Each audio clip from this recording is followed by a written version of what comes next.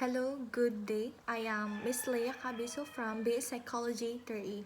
Now I'm going to discuss about diagnosis and assessment. Let me start my discussion. So first, what is diagnosis? It's based on the classification of diseases, condition or injury from its sign and symptoms. We also have psychological diagnostic, which is a procedure used by psychologists that helps diagnose mental illness. So why is it important to have a diagnosis? So diagnosis can improve the effectiveness of treatment and avoid long-term complication for infected patient. Diagnosis is the cornerstone of clinical care. If someone is suffering from mental illness, psychologists are the one who can help you by the help of psychological treatment that's sometimes called psychotherapy or talking therapy. It works well for emotional, mental, and behavioral issue. It is very useful for personality disorder, anxiety, and many other factors. Next, we have reliability. What is reliability, by the way? So it refers to the consistency which subjects are classified. It's like how reliable your measurements. For instance, if you are going to measure using the same tool, will the result will be the same or not? Reliability has four kinds of factors, and that are inter-rater, test-rates, alternate forms, and internal consistency. So, inter-rater means the degree of agreement among raters. It is the extent to which two or more raters. Next, we have test rates. Is a tool measurement that reproduces the same result over all the visit, providing all other variables remain the same. Third, we have alternate form is the consistency of this result between two different but equivalent form of a test. Uh, Last but not the least is internal consistency. It measures based on the correlation between different items on the same test. Without good reliability, it is difficult for us to trust the data provided by the measures is an accurate representation of the participants' performance rather than due to irrelevant artifacts in the testing session. And now we have validity. Refers to accurately a method measures what it is intended to measure. High reliability is one indicator that a measurement is valid. There are types of validity.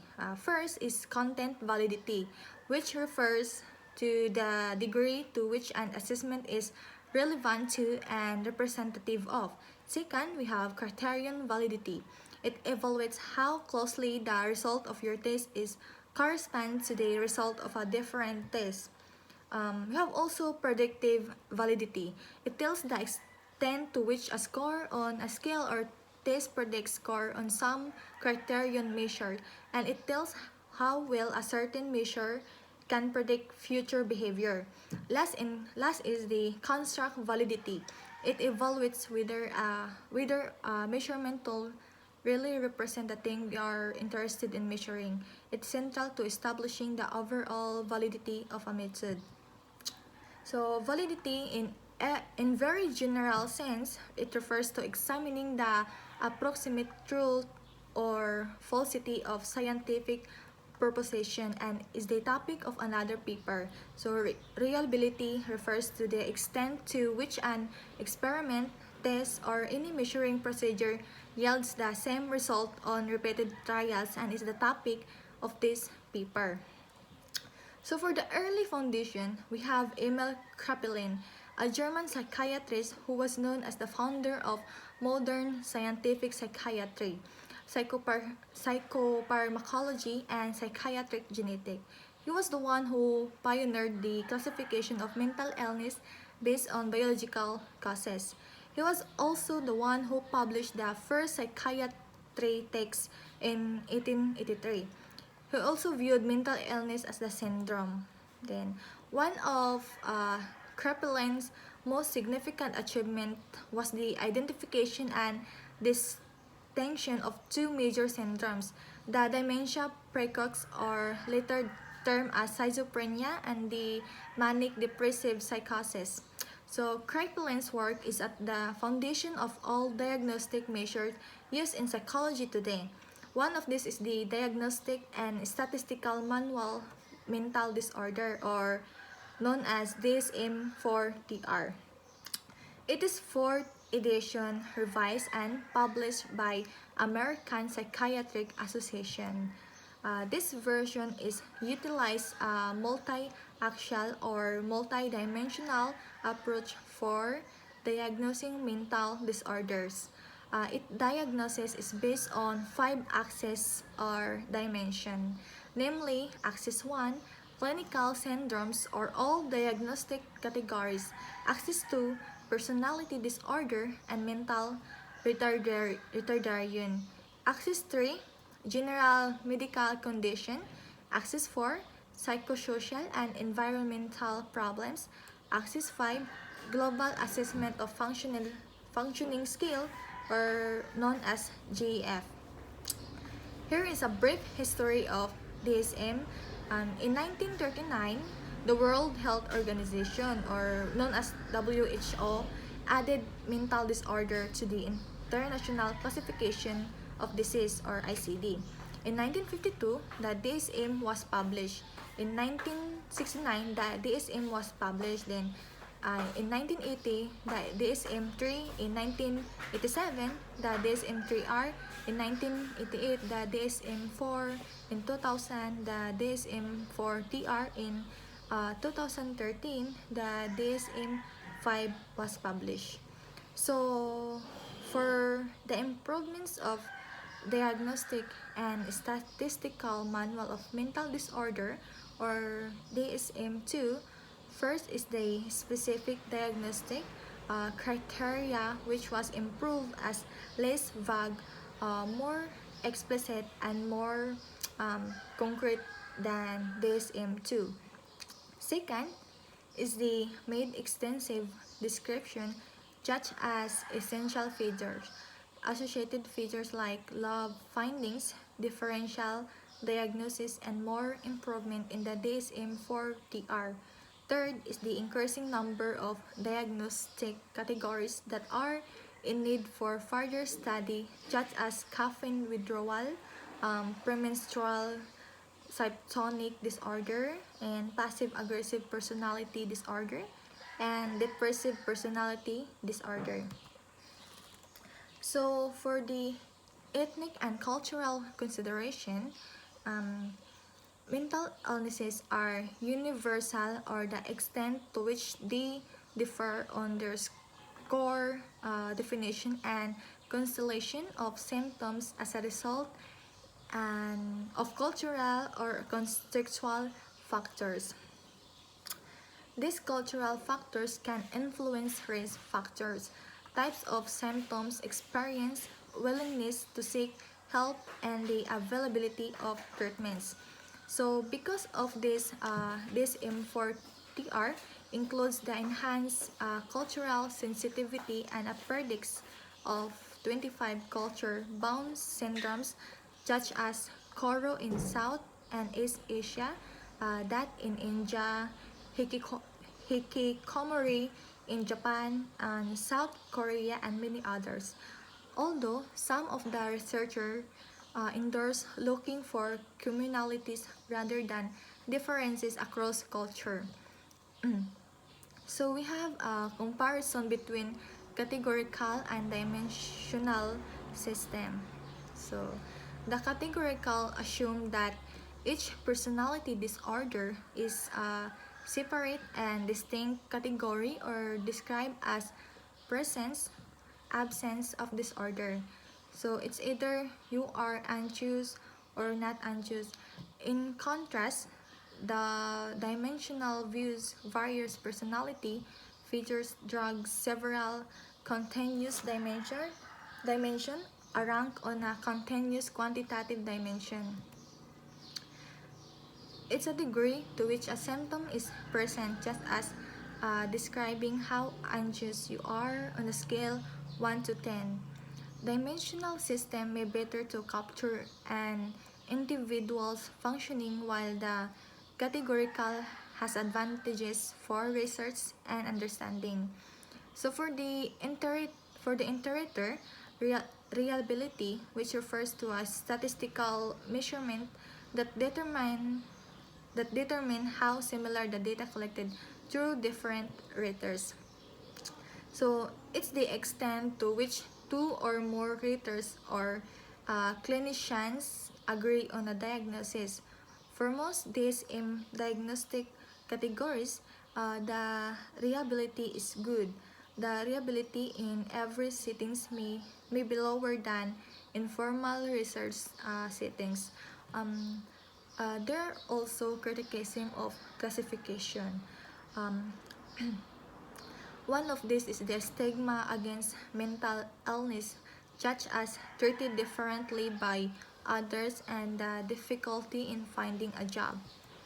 The other one is the categories do not capture the uniqueness of a person. It means that the disorder does not define the person. For example, she's an individual with schizophrenia, not a schizophrenic. So next is the about the DSM-5. It the revision of DSM-4-TR. It has changes in multi-axial system. The 5 axes of DSM-4-TR are reduced to 1 axis for clinical syndromes and 1 for psychosocial and environmental problems. So for the psychological assessment, the techniques can be employed to describe clients' problems, determine causes of problem, arrive at diagnosis, then develop treatment strategy, and monitor treatment progress. The ideal assessment involves multiple measures and methods such as interviews, personality intervention, and many more. As we can see on the study guide 3, table 3.7, the major psychological assessment methods were described. First is the method of interviews. There are two kinds of interview, the clinical and structured interview. So the clinical interview is a form of interviewing that involve face-to-face verbal and non-verbal exchange between a clinician and client in order to learn more about the client's problems that is needed for diagnosis and treatment. Then the interviewer focuses on current rather than early childhood event. In structured interview, the researcher create a set of interview questions in advance, and these questions are asked in the same order so that response can easily be placed in similar categories.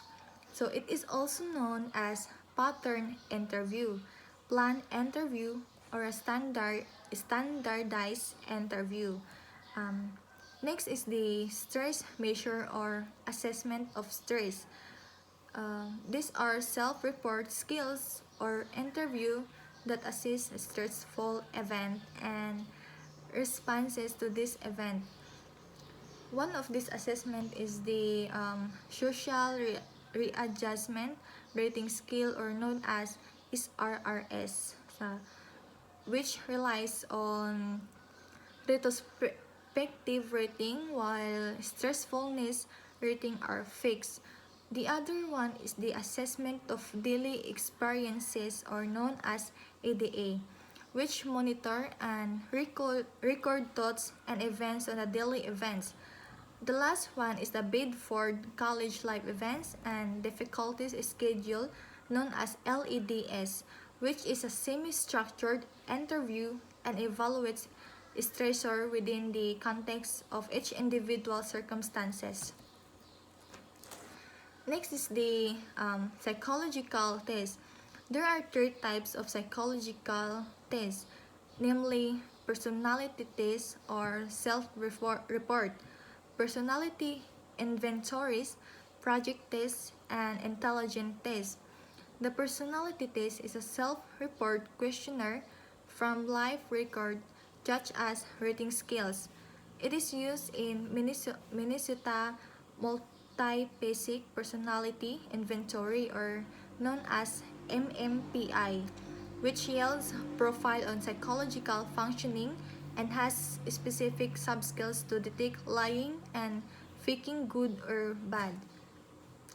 Um, the other type of psychological test is the projective test that is designed to let a person respond to ambiguous stimuli pleasurably, pleasurably revealing hidden emotion and internal conflicts projected by the person into the test.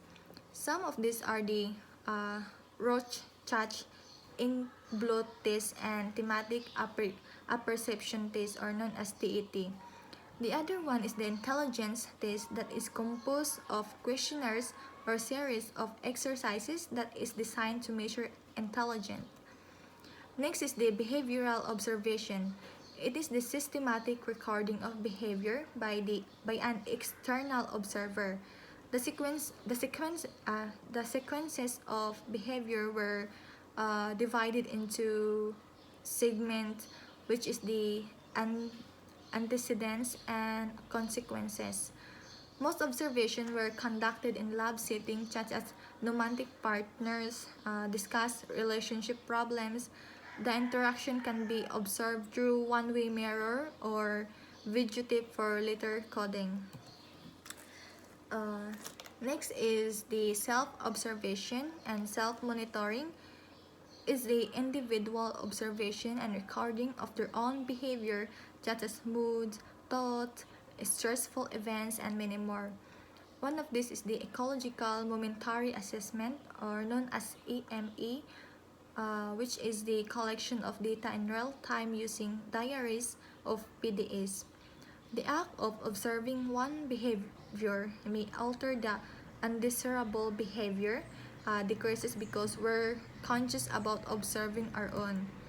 For the self-report, inventories, and cognitive assessment, the format is often similar to a personality test. This assessment is identities, maladaptive thought patterns. For example, um, people will think uh, less of if I make mistake. Some of these assessments are the dysfunctional attitude skill, or known as DAS, unarticulated thought in stimulated situation, or known as ATSS. We also have neurobiological assessment of brain injury. So one of these is the computerized axial tomography, or CT, or CT scan. This assessment reveals structures abnormalities, reveal structured detecting difference in tissue density. The other one is the magnetic resonance imaging, which is similar to CT scan but higher quality. The other one is the position emission tomography, or PET scan, which can help reveals how the tissue and organs especially functioning. It can also detect disease. Neurotransmitter assist provide information that may identify imbalancement before they manifest as symptoms or problems such as depression, anxiety, and many more. It is also used in post-mortem studies and metabolite assays such as metabolite levels, which is byproducts of neurotransmitter breakdown found in urine, blood serum, or cerebral spinal fluid. Next, we have neuropsychological assessment, which is used to test or measure how well a person's brain is working. This can be done by neuropsychologists who study brain abnormalities that affect thinking, feeling, and behavior. Next is psychological assessment, which is a test that uses a combination of techniques to help arrive at some hypothesis about a person and their behavior, personality, and capabilities. Psychophysiology is the study of bodily changes that accompany psychological characteristic or events. So, there are three types of psychological assessment. First is the electrocardiogram. Then second, we have electrodermal. And lastly, we have cultural bias in assessment. So that's all.